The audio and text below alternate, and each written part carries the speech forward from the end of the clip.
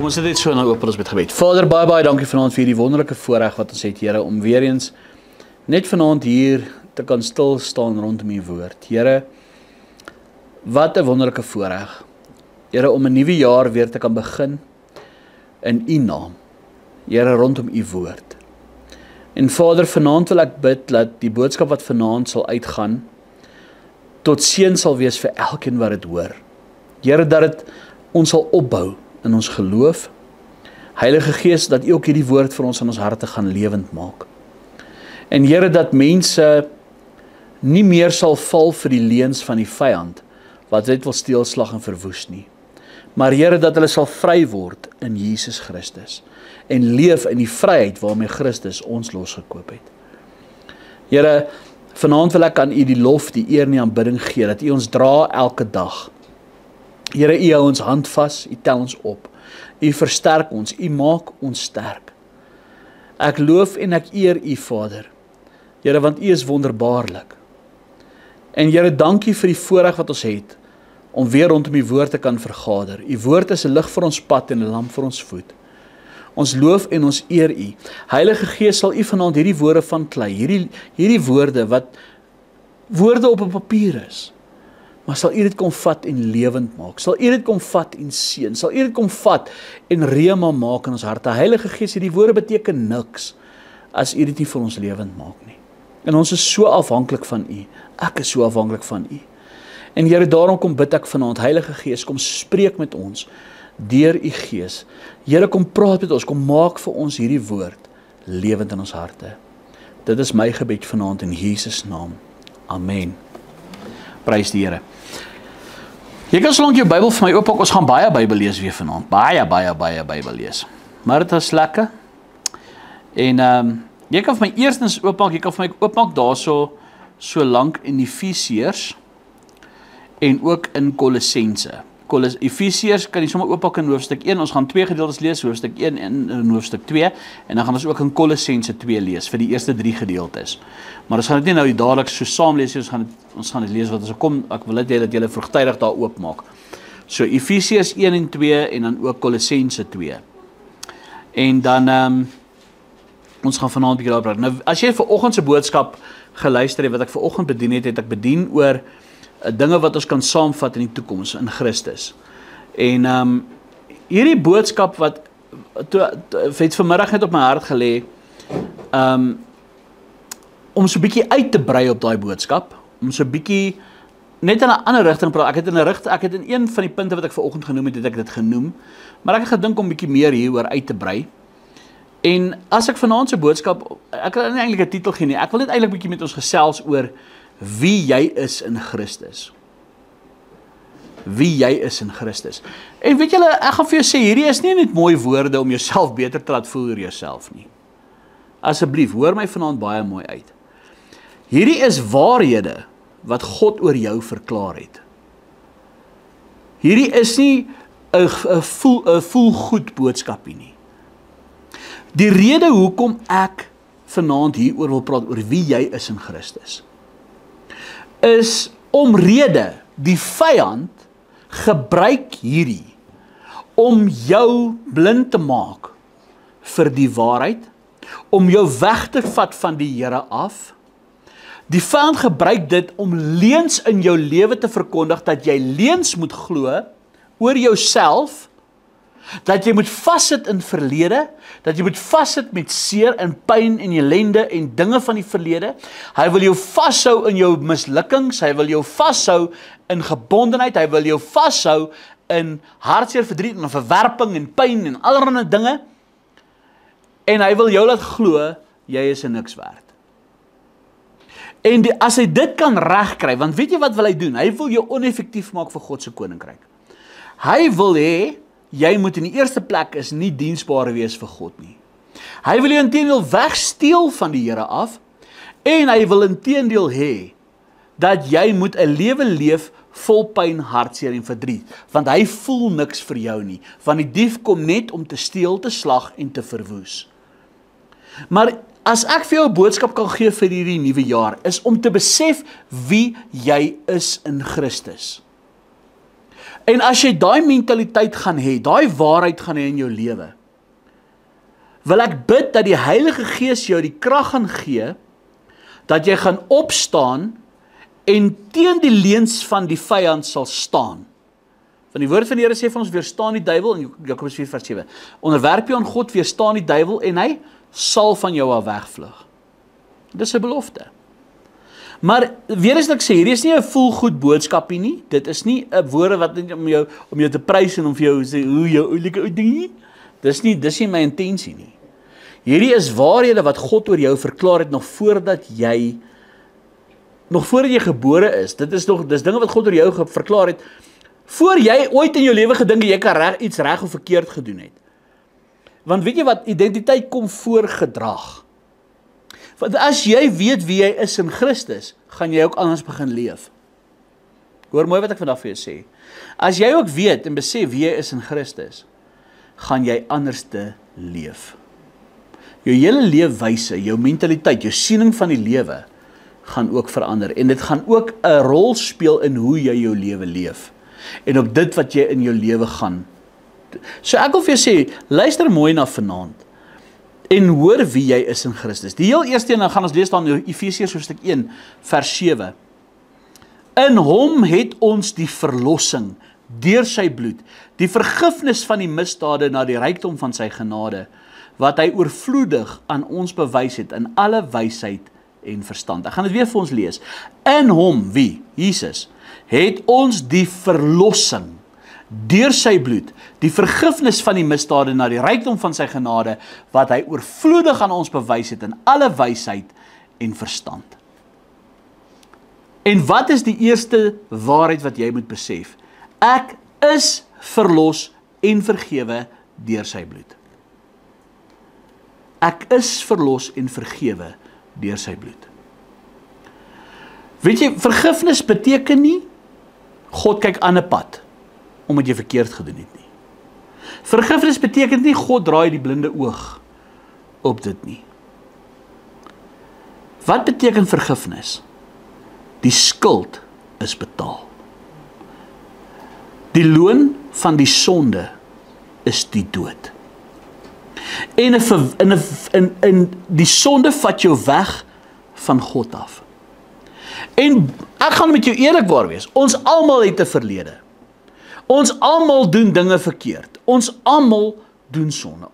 Dis nie noodwendig ons intensie nie. Dis nie noodwendig, en ek gee ook nie, dis ook nie 'n lisensie om te sê, gaan voort nie. Verstaan wat ek sê, ek skenk nie goedkeuring daaraan nie.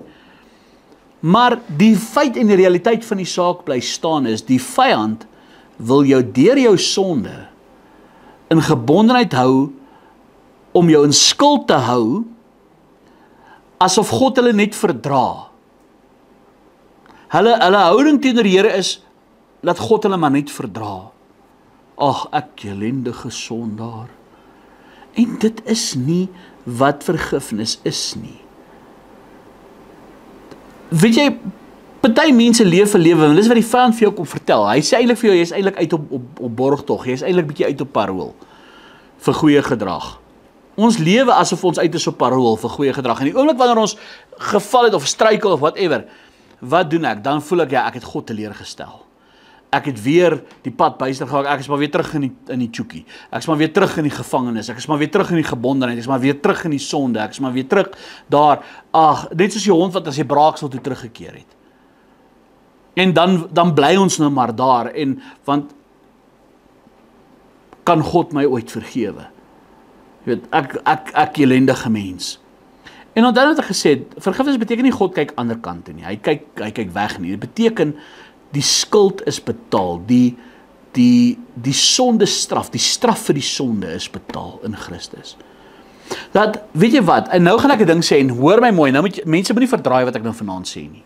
Ek lê my nou hierdie ding mooi besef. You cannot out-sin God. You cannot out-sin God. Wat bedoel ek daarby? Niks wat jy doen verbaas God nie. Hy is alwetend. Hy is almagtig. Hy ken die toekoms. Hy weet alles van jou. Jy hoef nie vir hom weg te vlug nie. Baie male, wanneer ons gesondig het, wanneer ons verkeerd, dan is daar soveel skuld op ons, dat ons voel, Here, ek wil eintlik sê, ek is op proef. En as ek net een foutjie gemaak het, dit diskwalifiseer my vir God se genade, diskwalifiseer my van die Here af. En dit vat my weg van die Here af, en dan val ek maar weer terug in my sonde, en daar bly ek in die vullis hoop lê. Die waarheid is, jou sonde is betaal in Christus. God wil nie hê, jy moet in gebondenheid sit nie. God wil nie hê, jy moet maar hy sonde. Hoor my mooi, nou sê ek, jy het 'n vrybrief om te sondig. Glad nie. Moenie die genade gebruik as 'n dekmantel vir die sonde nie. Wat ek probeer vir jou sê is, wanneer ek en jy gefouteer het, wanneer ek en jy gesondig het, kan ons met vrymoedigheid na die troon van genade gaan. Om te gaan bely voor Here en sê, Here, ek is jammer. Ek het weer droog gemaak. En weet jy, God se genade het elke liewe sonde van my en van jou uitgewis. Nou hoor my mooi, daar's 'n verskil om in berou na die Here toe te gaan oor sonde, en nou net, Here, vergewe my sondes, en nee. Dis nie berou van sonde daai nie. Berou van sonde is wanneer ek besef, Here, ek het teen U gesondig. Dink aan die verlore seun, wat hy vir sy pa gesê het, Vader, ek het gesondig teenoor die hemel en teenoor U. En baie male voel dit vir ons, dat ons nie vergewe is nie. Ek gaan vir jou eerlik sê, jy kan soveel dinge in jou lewe gedoen het, en die duiwel wil hê dat voel, jy is nie vergewe nie. Weet jy, ek kry baie keer dat mense vir my sal sê, Henko, ek het al hierdie ding so oor en oor bely, ek het soveel spyt hieroor, ek het soveel berou oor hierdie ding wat ek gedoen het, en ek het al oor en oor bely, maar ek voel nie vergewe nie. Dit is wat ek vir jou probeer sê, jou vergifnis het niks met die gevoel te doen nie. Daai gevoel wat jy nie vergewe voel nie, dis wat die vyand wil hê jy in moet bly. Want jou vergifnis het niks met die gevoel te doen nie. Jou vergifnis het te doen met die feit dat Jesus gesterf het. En dat hy die sondeskuld betaal het. Sy bloed was die kwitansie vir jou sonde. Jy hoef nie in daai gebondenheid te sit, in daai swaarmoedigheid te sit, in die leuen van die vyand te sit, dat God, alles is nou verlore, die Here kan my nie vergewe nie, ek voel ek het weer die Here teleurgestel. Surprise, jy het nie God teleurgestel nie. Dit klink nou baie wyd wat ek nou sê, want dit klink so, maar dink gou mooi wat ek sê. God weet alles van jou.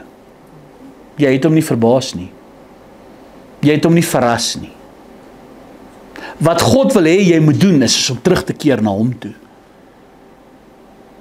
Kom terug na my toe. Dis wat hy vir jou sê. Kom na die troon van genade. Al was jy so rooi soos skarlaak en ek sal jou wit was soos wol en soos sneeu. Jy weet jy, Jesus se bloed het nie net jou verlede skoon gemaak nie, maar dit het jou toekoms oopgemaak. Dat jy 'n toekoms kan hê in Christus. En weet jy wat, as God jou vergewe het, waarom hou jy jouself skuldig?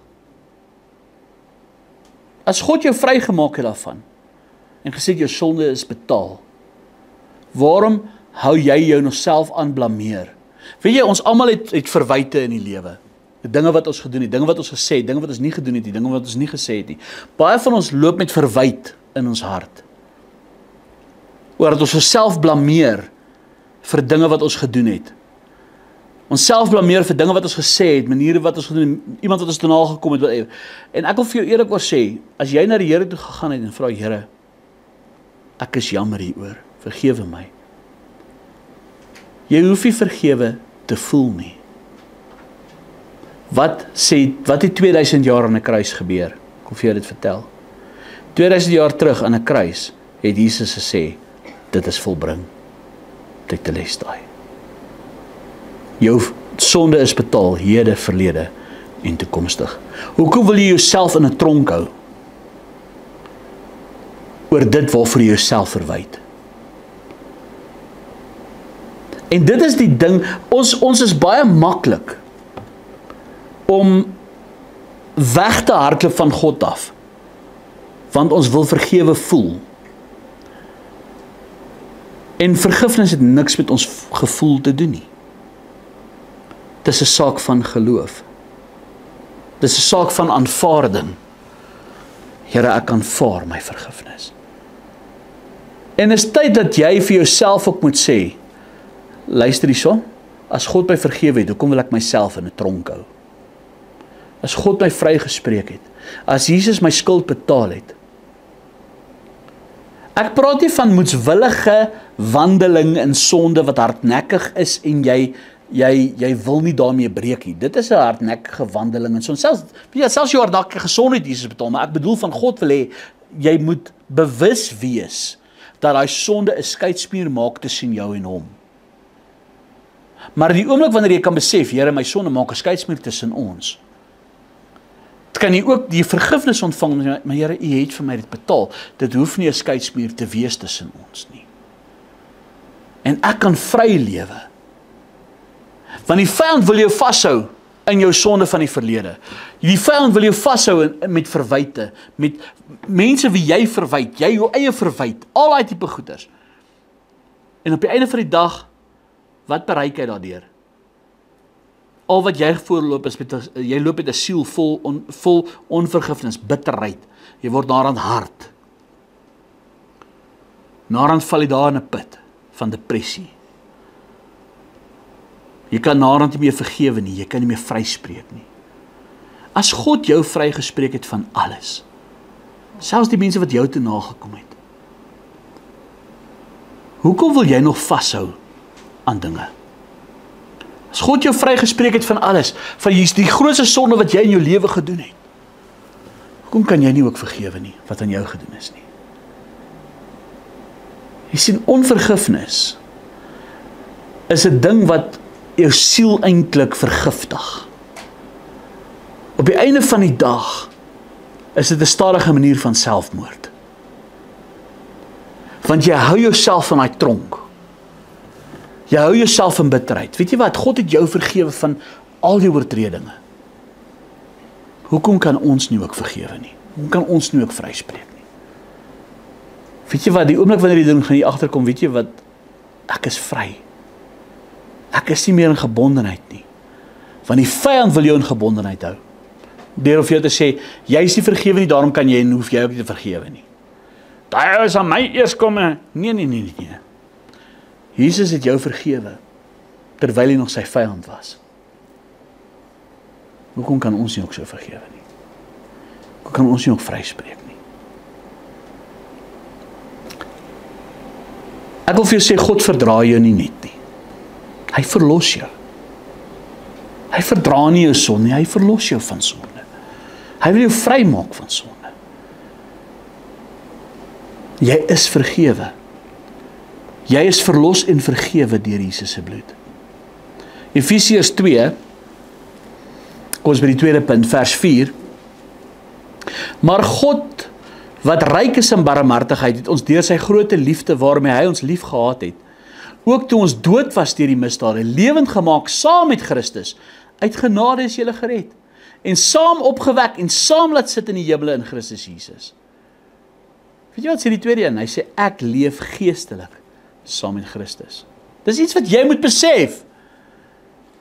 As God jou vrygemaak het van jou sonde, hy sê hy het jou, ook toe ons dood was deur die misdade, lewend gemaak saam met Christus, uit genade is julle gered. Toe Jesus opstaan uit die dood, het hy die prys betaal. En weet jy wat, ek en jy het 'n wonderlike vooruitsig. Omdat Christus opgewek is, sal ons ook opgewek word. Omdat hy die dood oorwin het, het ek en jy die ewige lewe ontvang. Ons leef geestelik saam met Christus. Jy was nie net 'n bietjie verlore nie, hoor. Kom ek jou gou iets reghelp. Jy was geestelik dood. Maar God het nie net jou gedrag verbeter nie. Hy het nie net vir jou gesê, ag, maak 'n paar regmerkies, kry 'n paar regmerkies agter die naam, maak hierdie foutjies reg nie. Toe Jesus opstaan uit die dood uit, het hy lewe in jou ingeblaas. En het gesê, jy word lewend saam met Christus. Jy sien, die Christelike lewe is nie net van ek moet harder probeer nie, want ons probeer so hard. Ek wil vir jou sê, dis 'n nuwe lewe vanuit die Heilige Gees. Dis wat die Christelike lewe is. Dis 'n uitvloeisel van die genade wat ek ontvang het van God. Dis die Christelike geloof. Om te leef in die genade van die Here. Dis wat Galasiërs 2 vers 20 ons vir ons sê. Want hy sê, ek leef nie meer nie. Ek is 'n kruiser. Ek leef nie meer, maar Christus leef in my. Wat ek nou in die vlees leef, leef ek deur die Seun van God, wat my eerste lief gehad het en homself vir my oorgegee het. Ek leef nie meer nie, Christus leef in my. Jy sien, die Christelike lewe is nie van ek moet harder traai om 'n Christen te wees nie. Here, U het my lewend gemaak. U woon in my. Hoor gou 'n bietjie mooi, ek het dit vanoggend ook gepreek. Die woord van die Here sê vir ons, as die gees van hom wat Jesus uit die dode opgewek het in jou woon. Wat is jy? 'n Tempel van die Heilige Gees. As die Heilige Gees, God se Gees, dieselfde Gees wat in God is, dieselfde Gees wat in Jesus was, dieselfde Gees wat die Heilige Gees, as hy in jou woon, waarom laat ons toe dat die duiwel ons wil doodmaak? Die Gees wat Jesus uit die dood het opgewek het, woon in jou. Hoekom laat ons toe dat die vyand van ons steelslag en verwoes? Jy sien, want wanneer jy deur die Gees lewe, ek wil eintlik sê, die uitvloeisel van daai redding wat ek ontvang het, van daai lewe wat ek ontvang het, dan leef ek nie meer uit my eie krag nie. Ek leef uit die Heilige Gees se krag wat deur my leef en in my leef. Ek hoop dit maak sin wat ek probeer sê. Dit is nie harder probeer om 'n Christen te wees nie. Omdat ek U liefhet, Here, wil my lewe 'n getuieskrif wees van U. Wil ek dit wat ek leef, Here, is 'n refleksie van U genade aan my. Is 'n refleksie van U vergifnis oor my. Is 'n refleksie van U wat my lewend gemaak het uit die dood uit. Dis wie jy is in Christus. Jy is nie 'n slaaf van die sonde nie. Jy is nie 'n slaaf van vrees nie. Alhoewel jy heeltemal verlore was, heeltemal, totaal en al, het Jesus jou lewend gemaak. Dis wat hy gedoen het aan die kruis. Maar ek gaan saam met my na Kolossense 2 toe.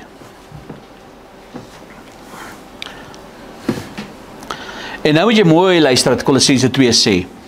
Ons gaan 'n lang gedeelte lees, vanaf vers 8 tot vers 23. Ons gaan 'n hele gedeelte lees. Luister mooi wat hy sê. Kolossense 2 vanaf vers 8.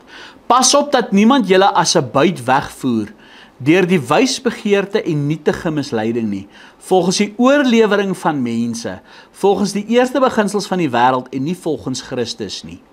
Want in hom woon al die volheid van die Godheid liggaamlik, en julle het die volheid in hom wat die hoof is van alle owerheid en mag.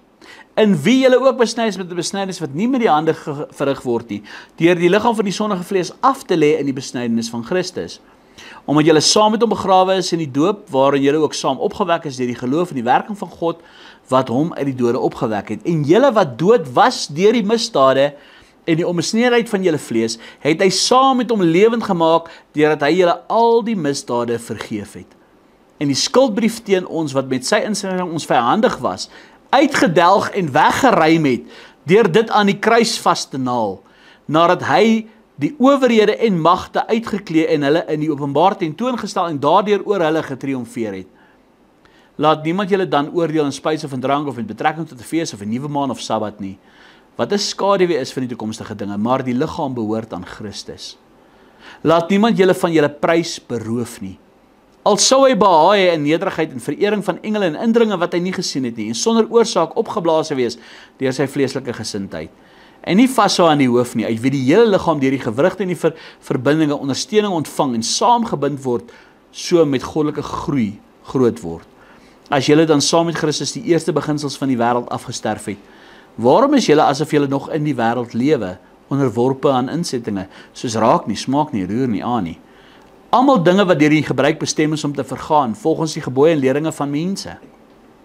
Wat alhoewel dit 'n skyn van wysheid het, 'n eie sinnige godsdiens en nederigheid en 'n gestrengte teen die liggaam geen waarde het nie, maar strek tot versadiging van die vlees. Wat sê hy in hierdie hele gedeelte? Jy is volkome gemaak in Christus. Jy hoef nie te probeer om God te beïndruk nie. Want as God na jou kyk, sien hy jou deur die oë van sy seun. Hy sien jou deur dit wat Jesus aan die kruis gedoen het. Deur hom is jy volmaak. Deur hom is jy geregverdig. Deur hom is jy geheilig. Jy sien, niks wat ek en jy doen, al probeer ons hoe hard, kan God beïndruk nie. Al probeer ek hoe te leef, hier sê hy dit vir ons. Dis alles insettinge van mense, dis alles leringe van mense, dis alles om die vlees te versadig. Net om gered te voel. Ek en jy is gered deur wat Christus aan die kruis gedoen het. En ons geloof en vertroue in hom, in sy volbringde werk. Ons is volkome in Christus. Weet jy, baie van ons wandel hierdie pad. En omdat ons so baie struikel, en omdat ons so baie foute maak, en omdat ons so baie val, raak ons moeg. En eventueel val ons heeltemal terug. En eventueel raak ons moeg om hierdie pad te stap, want Here, ek kan nie 'n kind van die Here wees nie. Ek kan nie 'n Christen wees nie, want dit is onmoontlik. Ek wil vir jou sê, as jy die Christenpad stap uit die vlees, uit jou eie werk, uit jou eie probeerslaa, sterkte. Jy gaan dit nie maak nie. Ek sê dit sommer nou vir jou. Hou maar op probeer. Die uiteinde van die dag, jy gaan val. Maar wanneer jy hierdie Christenpad stap vanuit oorwinning, dat Christus jou volmaak het, dat Christus dit in jou volbring het, dat hy jou volmaak gemaak het. Weet jy, ewe skielik leef ek hierdie lewe, en ek is ewe skielik vry, want ek lewe deur die Gees, want niks kan my skei van God se liefde nie. En weet jy wat is die wonderbaarlike ding, die oomblik wanneer ek vry leef vir die Heilige Gees, kom ek agter sonde het ook nie meer hou vas oor my nie. Kom ek agter dit wat ek in die vlees leef, leef ek vir Christus. Dis wat Galasiërs 2:20 sê. Ek is met Christus gekruisig. Ek leef nie meer nie, maar Christus leef in my. En wat ek nou in die vlees leef, leef ek vir die Seun van God, wat my lief gehad het, en homself vir my oorgegee het. Hy het my eerste lief gehad. Dis nie vir my moeite om hom te dien nie, want omdat ek hom lief het, is dit 'n uitvloeisel van dit wat ek ontvang het van hom. My lewe is 'n getuienis van sy genade. My lewe is 'n getuienis van sy liefde. My lewe is 'n getuienis van sy vergifnis. Ek is volkome gemaak in Christus. Wanneer God, om te weet, vandag as ek voor die Here gaan staan, al het ek gefouteer, in Christus is ek volmaak. Ek hoef nie soos 'n hond terug te keer na my braaksel toe nie. Ek hoef nie te dink, Here, het U my regtig lief nie. Ek hoef nie te dink, Here, laat ek U alweer teleurstel, ag ek ellendige mens, wat het ek nou alweer aangevang? God sê vir jou, kom terug na my toe. Dit is wat genade beteken. Om te dink, Here, dis wat ek net van gepraat het, gesê, you can never outsin God. Van niks wat jy doen, surprise hom nie. Vir watter sonde van jou het Jesus nog nie gesterf nie? Watter sonde, verlede, toekomstig, whatever, het Jesus nie voor gesterf nie. Jy sien, hier is nie one saved, always saved nie. Ek praat vir hulle wie in Christus is. Jy kan wegstap van God af. Jy kan 'n keuse maak. God het jou vrye wil gegee. Maar as jy in Christus is, dis wat Romeine 8 sê, daar is dus geen veroordeling vir hulle wie in Christus Jesus is nie. Ek en jy kan in hierdie wêreld leef met die wete, ek is vergewe. Ek hoef nie in myself, weet jy wat, kom ons wees eerlik, as jy dien die Here met alles wat in jou is, dan kom maar 'n dag, wat jou voet struikel, en jy val, en jy sondig, en jy doen iets wat jy nie moet doen nie, of jy sê iets wat jy moet sê nie, of jy raak betrokke nie, hoe voel jy? Here, alles was verniet. Jy raak moedeloos, jy raak moeg. Here, ek het jou alweer teleurgestel. Here, ek het alweer droog gemaak. Here, ek het alweer, ag Here, hierdie pad is nie vir my nie. En voordat jy oogies uitvee, val jy maar weer in jou sonde, dis waar die duiwel jou wil hê. God sê vir jou, nee, jy het nie nodig om daai keuse te maak, jy het nie nodig om daai pad te stap nie. Jy het nie nodig om terug te gaan na jou braaksel toe nie. Ek het jou volkome gemaak. Kom dat ek en jy die saak uitmaak. Kom na die troon van genade toe. Wat jy gedoen het, het my nie surprise nie. Imagine yourself, dink jouself, jy is nog 'n kind. En jy het nou iets onhebliks aangevang. Jy was so bang om dit vir jou pa te sê. Want hoe kom jou agterin dat jy geweet gaan brand? Jy gaan 'n woespak slaag kry. En dan jy gaan wegkry, want jy liewer te gejok oor die saak, of jy het heeltemal weggehardloop vir die saak, whatever, en dan kom jy wou nie daai straf gehad het nie. Maar dis nou presies dieselfde. Inteendeel het Jesus ons pak gevat, hy het ons straf gevat. Daarom, wanneer ek en jy gefouteer het, kan ons na God toe gaan. Vader, ek is jammer. En daar is nie veroordeling vir ons wie in Christus Jesus is nie. Want Christus het daai prys reeds betaal aan die kruis. God se doel is om te sê, kom terug, ek wil jou herstel. Kom ons maak reg wat verkeerd was. En die duiwel wil jou ontneem daarvan. Weet jy wat is die beste van alles? Die wêreld sê altyd, jy kort nog iets. Jy man, jou godsdienst is nie genoeg nie. Geloof is nie genoeg nie, jy moet nog iets byvoeg. Jy weet, jy moet nog jou werke byvoeg. Jy moet nog jou tiende byvoeg. Jy moet nog 'n bietjie jou tale byvoeg. Jy moet nog 'n bietjie jou gawes byvoeg. Weet jy wat? Jy moet nog 'n bietjie jou naam, heilige naam byvoeg. Jy moet 'n bietjie die Sabbat en die wet en al die goed nog byvoeg. Jy moet nog 'n bietjie byvoeg, man, dis nie genoeg nie. Genade is nie vir jou genoeg nie. Maar wat sê God? In Christus is jy volledig. En volkome beteken nie jy weet alles nie. Dit beteken net basies jy het alles wat jy nodig het om te word wat God jou gemaak het om te wees. Jy hoef nie nog 'n ander identiteit by te voeg nie. Christus is jou identiteit. Hoor mooi, jy hoef nie 'n ander identiteit by te voeg nie. Christus is jou identiteit. Jy is goed genoeg. Want jy is geheilig deur God. Hy sal na jou kyk, sien jou geheilig, hy sien jou geregverdig. Alleenlik deur Christus.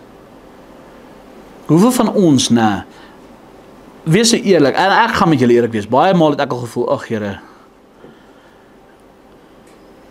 ek weet nie hoe gaan ek hierdie pad maak nie, hoe gaan ek ooit die ewige lewe beerwe?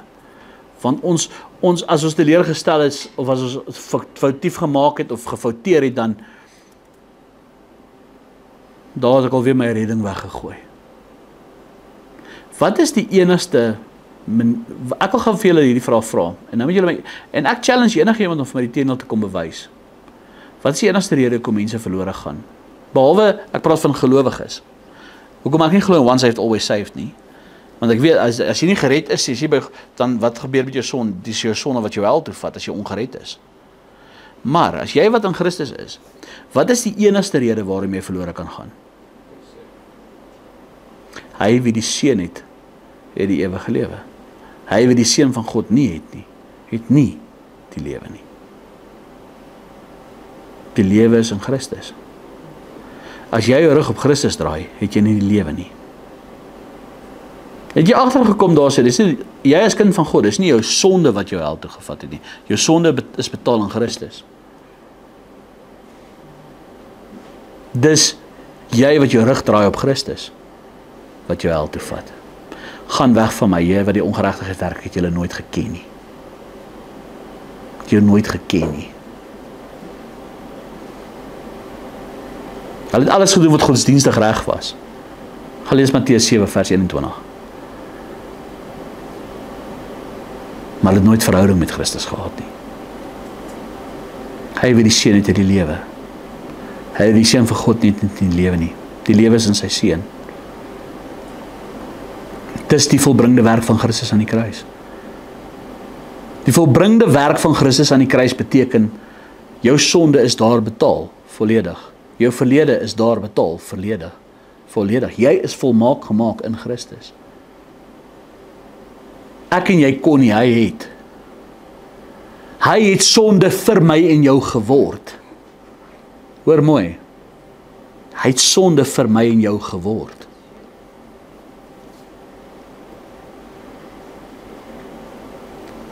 Ek is nie, as ek voor God staan, ek is skuldig, maar ek is vrygespreek.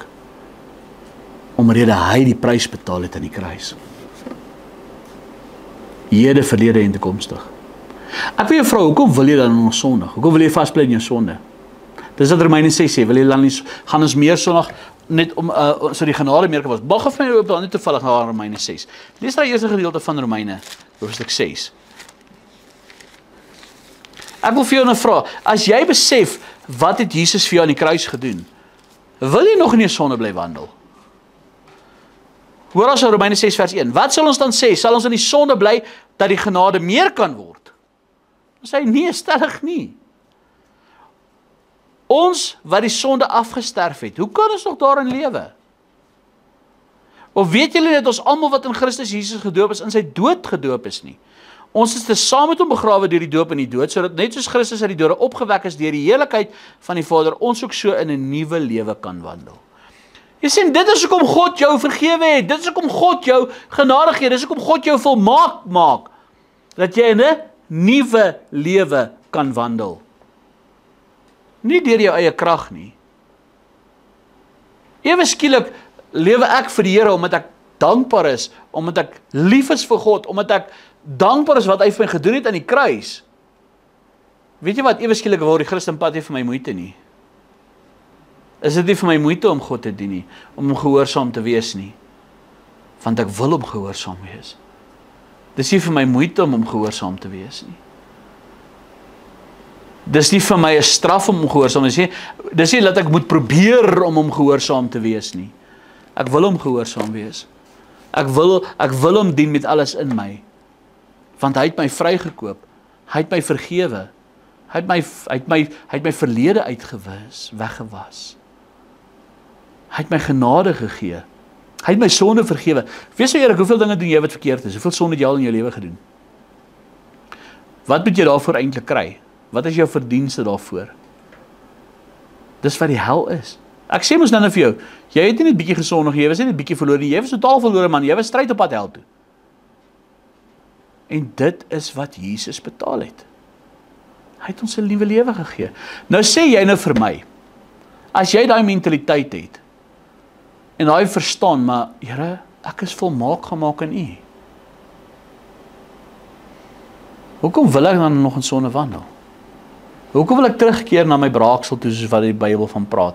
Hoekom wil ek terugkeer na my ou lewe toe?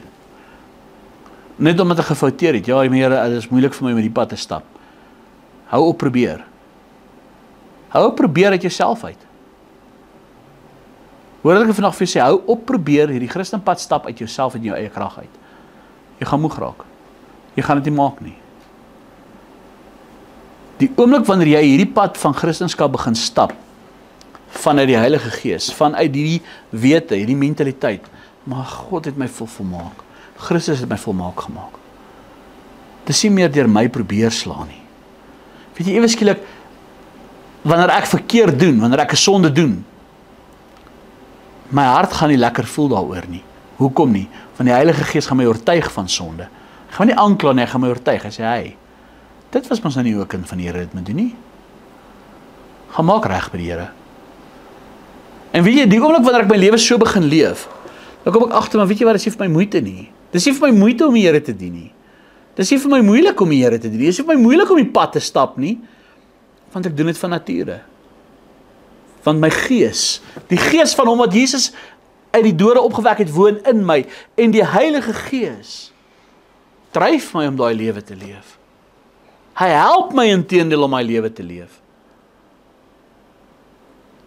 Dan raak die pad nie so moeilik nie, nie so swaar nie. Dan verstaan ek Jesus se woord wat sê, is my juk is lig, of my juk is sag en my las is lig. Want dis nie mensgemaakte gebooie, mensgemaakte wette, mensgemaakte rituele wat ek moet volg nie. Ek is vry in Christus. Maar ek stap by die pad wat gelei word deur die Heilige Gees. En weet jy wat? Dis die wonderlike ding. Nou 2 Korintiërs 5 vers 17 tot 19, gaan dit sommer vir julle lees. Daar's nog baie wat ek nog oor wil praat. 2 Korintiërs 5 vers 17 tot 19 sê, daarom as iemand in Christus is, hoor gou hier, daarom as iemand in Christus is hy 'n nuwe skepsel. Die ou dinge het verbygegaan, kyk, dit het alles nuut geword. En dit alles is uit God wat ons met homself versoen het deur Jesus Christus en ons die bediening van die versoening gegee het, naamlik dat God in Christus die wêreld met homself versoen het, deur hulle misdade nie toe te reken nie, en die woord van die versoening aan ons toevertrou. Weet jy wat, God wou nie net jou sonde weggevat het nie, hy wil jou terug hê. Want jy, wat die wêreld gekies het, God het nie net jou sonde weggevat het, hy wil jou terug hê. Christendom, wil ek vir jou sê, is nie 'n godsdienst van afstand nie, is nie 'n afstand verhouding nie. Dit is 'n verhouding. Dit is nie 'n long distance relationship nie. Dit is 'n verhouding. En dis wat mense nie altyd verstaan nie. Jy is nie 'n besoeker in God se huis nie, jy is by die huis. En die versoening beteken die oorlog is verby, die stryd is verby. God is nie kwaad vir jou nie. Hy is nie uit om jou te kry nie, hy is nie uit om jou te slaan met 'n rottang nie. Hy is nie uit om jou te straf nie. Hy nooi jou inteendeel nader en sê, die oorlog is verby. Daar's vrede wat my seun gesluit het tussen my en jou. Die voorhangsel het geskeur toe Jesus gesterf het. Waar God gesê het, kom na my toe. Waar slegs eenmaal 'n jaar een man in God se teenwoordigheid kon inkom. Waar daar verdeeldheid was tussen God en die mens. Sê God, nou kom. Kom na my toe. Jy sien, Jesus herstel jou verhouding met God. En dit is hoekom hy jou vergewe het. Dis hoekom hy sê, daar's geen veroordeling vir hulle wie in Christus Jesus is nie, want God wil jou hê. In Efesiërs hoofstuk 2, vers 4 en vers 6, sê hy, maar God wat ryk is aan barmhartigheid, het ons deur sy groote liefde waarmee ons lief gehad het, ook toe ons dood was deur die misdade, lewend gemaak saam met Christus, uit genade is julle gered, en saam opgewek en saam laat sit het in die hemele in Christus. Weet julle wat? Hoor gou wat hy sê, saam opgewek en saam laat sit in die hemele in Christus Jesus. Jy is saam met Christus in die hemel geplaas, as ek dit so kan noem. Jy het die hemel as erfdeel, jy het die ewige lewe as erfdeel. Nou ons gaan nou nie vir ewig in die hemel wees nie, dit is net 'n term wat gebruik word, maar waar is Jesus nou? In die hemel. As jy nou sterf, waar gaan jy wees? By hom. Jy gaan by Christus wees, as jy het 'n ewigheid saam met Jesus. Jy leef nog op aarde, ja, maar jou posisie het verander.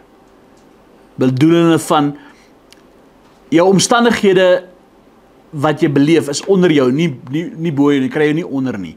As jy kyk na vrees kyk op na jou, nie jy af na vrees toe nie. As jy verstaan wat ek bedoel. Jy veg nie vir oorwinning nie, jy leef uit oorwinning. En dit is wat mense nie verstaan nie. God het jou posisie verander. Daarom sê hy vir jou, bedink die dinge wat daarbo is, nie die dinge wat hier onder op die aarde is nie. Jy moet jou mentaliteit, jy moet 'n hemelse mentaliteit begin kry.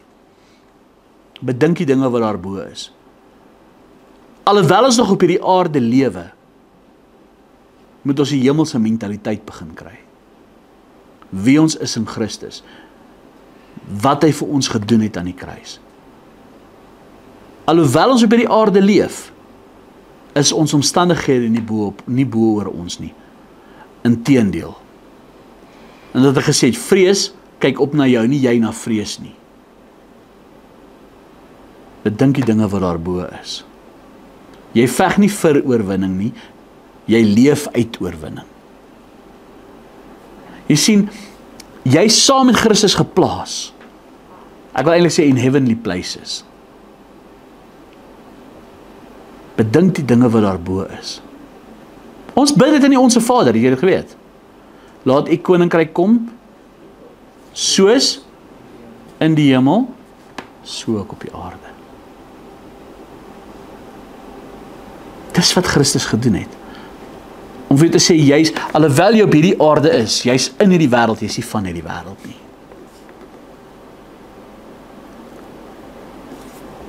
Jy's nuut gemaak in Christus. Jy's 'n nuwe skepsel.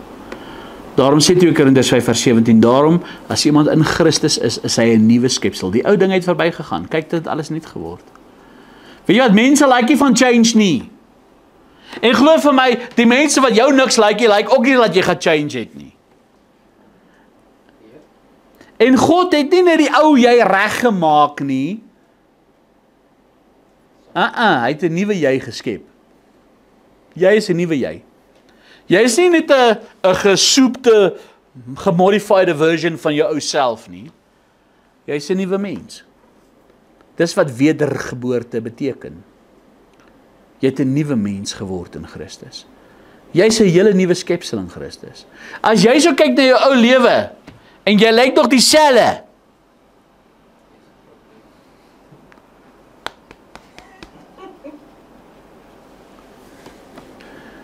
As jy so na jou lewe kyk en kyk na jou verlede, jy moet sê, suddenly, I'm not half the man I used to be. Verstaan jy wat ek vir jou probeer sê? Ek is nie meer wie ek was nie. Ek is 'n nuwe geskepsel in Christus. En weet jy wat doen ons baie male as mens? Ons oordeel onsself volgens wie ons was. En nie volgens wie God geskep het om te wees nie. En God het jou verander om 'n koninklike priester vir hom te wees. Baie male kyk ons na ons ou lewe en ons heg ons waarde in ons eie oë aan ons ou lewe, aan die ou ek. En ons ag onsself so. Wat is jou waarde? Weet jy wat? Jy het bloed gekos. Jy het bloed gekos. Jy het bloed gekos. Jesus het sy bloed vir jou gegee. Wat jy werd? Wat is kosbaarder as die bloed van Jesus?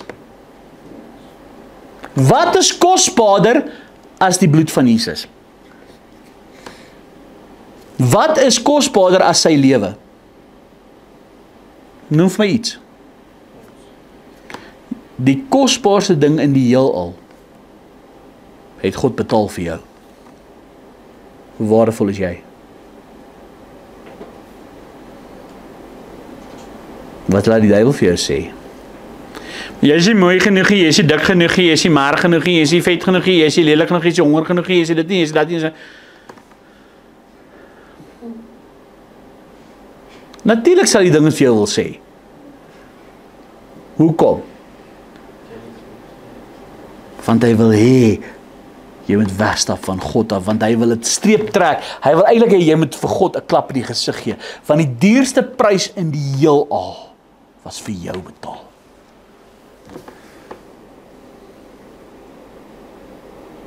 Weet jy wat? Weet jy hoekom wil die duiwel nie hê jy moet dit weet nie? Want Jesus se bloed het nie vir hom gevloei nie. Dink gou 'n bietjie daaraan. Jesus se bloed het nie vir die duiwel gevloei nie. Jesus se bloed het nie eers vir een engel gevloei nie. Dink gou 'n bietjie daaraan.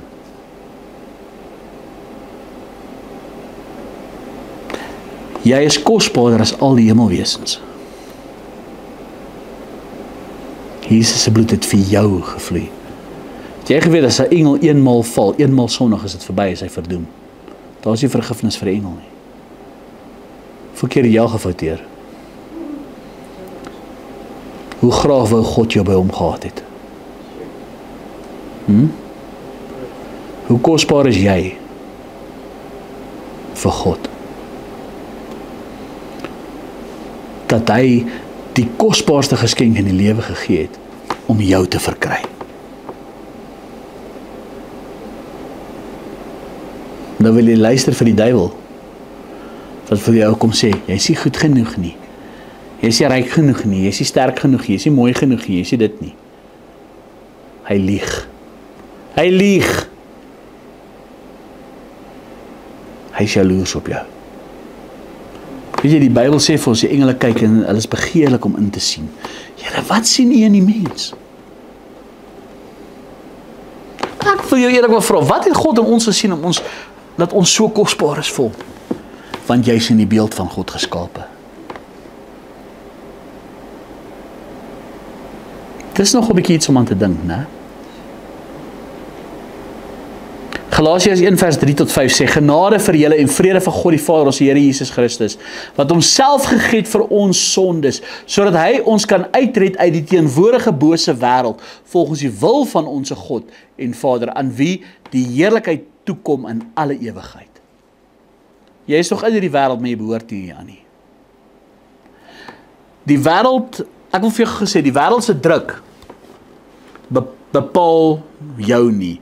Die wêreld se waardes vorm jou nie. Die wêreld se agting van jou bepaal nie jou ware waarde nie. Die wêreld se vrees beheer jou nie. Jy is in die wêreld, jy is nie van hierdie wêreld nie. Want jy leef vanuit 'n ander koninkryk. Wat het Jesus vir Pilatus gesê? My koninkryk is nie van hierdie wêreld nie. Jy leef nie van 'n koninkryk vanuit hierdie wêreld nie, jy leef vanuit 'n ander koninkryk. Waarom wil jy hê die druk van hierdie wêreld met jou ware bepaal? Waarom wil jy die druk van die wêreld en die sonde van die wêreld en die waardes van hierdie wêreld? Kom ons wees so eerlik, hoeveel waarde sien hierdie wêreld jou? Hoe waardevol ag die wêreld jou? Niks. Niks. Jy sien baie male jouself van die oë van hierdie wêreld. Maar jy's nie van hierdie wêreld nie. So hoekom wil jy jou waarde bepaal as jy nie van hierdie wêreld is nie? Vind jy dit interessant, né? As jy gaan kyk, vat in 'n besigheid. Een besigheid kan 'n ander besigheid wat iets soortgelyk verkoop. Hulle gaan nooit dieselfde waarde hê nie. Hulle gaan altyd die ander een afbreek en afkraak, want hulle wil hulle sin beter hê. Maar weet jy wat? Dis wat hierdie wêreld doen. Hulle wil hê jy moet jouself bepaal volgens hierdie wêreld se waarde. Vandag skiet hulle jou dood vir R2. Nie eers nie. Vir geen rede nie. 'n Lewe beteken niks in hierdie wêreld nie. Weet jy wat? Gaan kyk ons na die wêreld die buitekant. Die regering voel 'n veer oor jou. Hulle soek uit jou geld. Die regering voel 'n veer of jy suksesvol is. Die regering voel 'n veer oor jou of jy iets bereik in jou lewe. Die regering voel 'n veer. Hierdie wêreld hier buite wil jou nie suksesvol sien nie. Hoor wat ek vanaf vir jou sê, die wêreld wil jou nie suksesvol sien nie. Die wêreld wil jou nie gered sien nie. Weet jy wat? Die wêreld wil hê jy moet val. Kan ek vir jou gou 'n voorbeeld daarvan gee? Gaan kyk 'n bietjie wanneer iemand wat bekend is 'n verkeerde ding gedoen het. Wat doen die media? Ruk hulle uitmekaar uit, kruisig hulle, beledig hulle, sê hulle sleg. Wat doen die res van die wêreld, van die mense? Val in dieselfde ding. Weet julle wat? Een van die lelikste goed wat ek gesien het op social media. Julle moet sien op comments en op goeders hoe haal mense, Christen kinders van die Here, haal mekaar uit, sê mekaar sleg, beledig mekaar. As iemand net 'n vraagie vra op 'n groep, dan word hulle geneil. Word sleg gesê, word geoordeel, word gekritiseer. Want dis wat die wêreld wil hê. Dis hoe die wêreld jou sien. Die wêreld ag jou waardeloos. Hoor wat ek vandag vir jou sê. Die wêreld ag jou waardeloos. Maar raai wat? Jy's in hierdie wêreld, maar jy's nie van hierdie wêreld nie. So jou waarde kan nie bepaal word deur hierdie wêreld nie. Van jou koninkryk, waar jy kom, wil ek vir jou sê, die dinge wat op hierdie aarde waardevol geag word nie eens geag in God se koninkryk nie. Jy is soveel werd, dat jy die kosbaarste, die grootste prys gekos het op hierdie aarde. Dink vir jouself, Jesus het vir jou gesterf, nie vir die duiwel nie, nie vir die engele nie, vir jou. Hoeveel werd is jy? Efesiërs 4 vers 30. Bedroef nie die Heilige Gees van God het, deur wie julle verseël is tot die dag van verlossing. God het jou verseël met die Heilige Gees. Wat beteken dit? As jy 'n brief geskryf het, jy verseël hom. Wat sê hy vir jou? Ek het eienaarskap, ek is die eienaar van hierdie brief. Ek bied my beskerming, ek sê dis my egtheid wat hierop is, dis my approval. Weet jy wat? Die Heilige Gees verseël jou. Jy dra God se, ek wil eintlik sê God se handtekening, God se seël op jou lewe. Jy behoort aan hom. Die Heilige Gees wat in jou woon, is nie net 'n gevoel nie. Dis God se waarborg aan jou, dis God se seël dat jy aan hom behoort. Want hy het sy Heilige Gees in jou geplaas en jou verseël met die Heilige Gees. Wat jy 'n brief sou seël wat net die persoon aan wie dit geadresseer is mag oopmaak, daai eienaar, selfs as jy iets, jy is die eienaar daarvan. God het jou verseël met die Heilige Gees, dat jy aan hom behoort.